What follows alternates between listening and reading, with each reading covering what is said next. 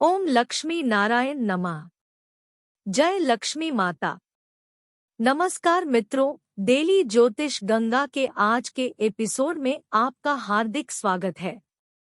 आज हम बात करने जा रहे हैं अक्षय तृतीया वाले दिन भूलकर भी न किए जाने वाले काम के बारे में।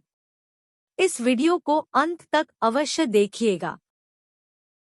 मित्रों, जैसा कि आप जानते हैं, अक्षय तृतीया के दिन हम शुभ कार्य, स्वर्ण, वाहन की खरीदारी इत्यादि करते हैं।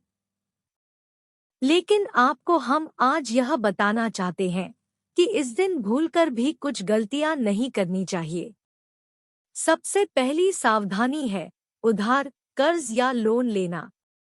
इस दिन आप जो कार्य भी करते हैं, आपको जीवन में उस कार्य को करने का 3 बार और मौका मिलता है। लेकिन उसी प्रकार से इस दिन आप यदि किसी से कर्ज लेते हैं, तो आप समझ लीजिए आप बार बार कर्ज लेने वाले हैं। दोस्तों, आज इस क्रेडिट कार्ड के युग में ऐसा लगता है पूरी जिंदगी ही कर्ज में चल रही है। हमें क्रेडिट कार्ड से खर्च करने में लगता है जैसे इसको कोई और इसको पे करेगा। लेकिन हमें इस धारणा से निकलना चाहिए। तो एक दिन यानी अक्षय तृतीया के दिन आप क्रेडिट कार्ड छोड़कर डेबिट कार्ड यूज कीजिए।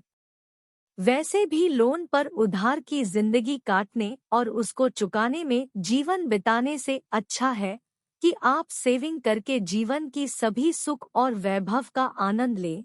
फ्लैट का लोन तो बैंक वाला तुरंत फाइनेंस कर देगा, लेकिन उसकी ईएमआई चुकाने में जीवन लग जाता है। रेपो रेट तो हमारी मंथली सेविंग में सेंध लगा रहा है। तो इस दिन किसी लोन या उधार से बचिए। अब देखते हैं दूसरी सावधानी, वो ये है प्लास्टिक, एल्यूमिनियम या स्टील के बर्तन। इस दिन आप स्वर्ण की ही खरीदी करिए।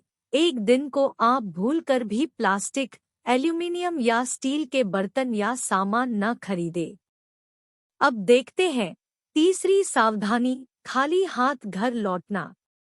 यदि आप सोने इत्यादि की खरीदारी करने वाले हैं, तो इस दिन ध्यान रखिएगा कि आप प्लान करके जाएं और यह मेक श्योर करिए आप कुछ न कुछ खरीद कर ही वापस आएं। खाली हाथ घर वापस मत आइए। और अब देखते हैं चौथी सावधानी, लक्ष्मी जी की आप इस दिन पूजा करेंगी ही, लेकिन ध्यान रहे विष्णु जी आप इग्नोर न करिएगा। आपको देवी लक्ष्मी और विष्णु भगवान दोनों की पूजा करनी है। एक तरफ अर्थ और तरफ धर्म, और अर्थ और धर्म दोनों को निभाना ही हमें जीवन में सफलता देगा।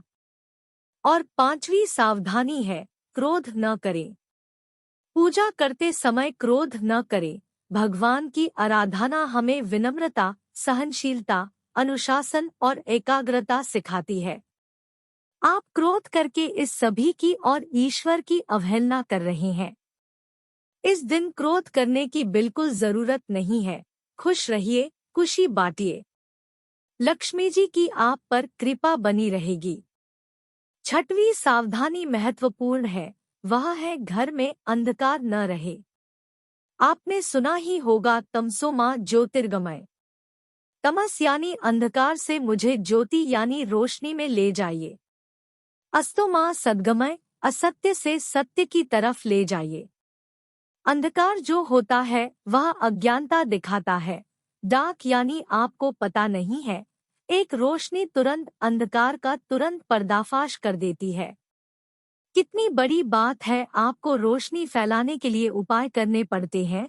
आग, लाइट, टॉर्च कुछ भी जलाना पड़ता है, लेकिन बिना कुछ किए अंधकार मिलता है बिल्कुल मुफ्त, क्योंकि अज्ञानता पाने के लिए थोड़े कोई प्रयास करने पड़ते हैं।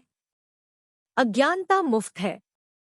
याद रखिए, बिना प्रयास के ज्ञान भी नहीं मिलता। एक सिंबॉलिक के तौर पर लक्ष्मी जी को ध्यान में रखकर अंधकार नहीं रखना चाहिए, कम से कम इस दिन। दोस्तों, इस प्रकार इन बातों का ध्यान रखकर शुभ कार्य, सोने चांदी की खरीद इत्यादि करिए। और अक्षय यानी जिसका कभी क्षय न हो, जो समाप्त न हो, जो कभी कम न पड़े, धन धान्य की परिपूर्णता बनी रहे, माता लक्ष्मी की जिस पर भी कृपा बनी रहती है, वो जीवन में कभी दुख नहीं झेलता, उसे किसी कार्य को करने में मन नहीं घबराता, उसकी हर समस्या का समाधान खुद ब खुद हो जाता है। आज इस युग में बिना लक्ष्मी माता की कृपा के कुछ भी संभव है? उनकी कृपा हो तो हर कुछ संभव हो जाता है और हर मनोकामना पूरी होती है। ओम लक्ष्मी नारायण नमः। जय लक्ष्मी माता। इस वीडियो को देखने और मुझे सुनने के लिए धन्यवाद। वीडियो लाइक कर दीजिएगा, आपके प्रोत्साहन की बहुत आवश्यकता है। एक बार फिर धन्यवाद।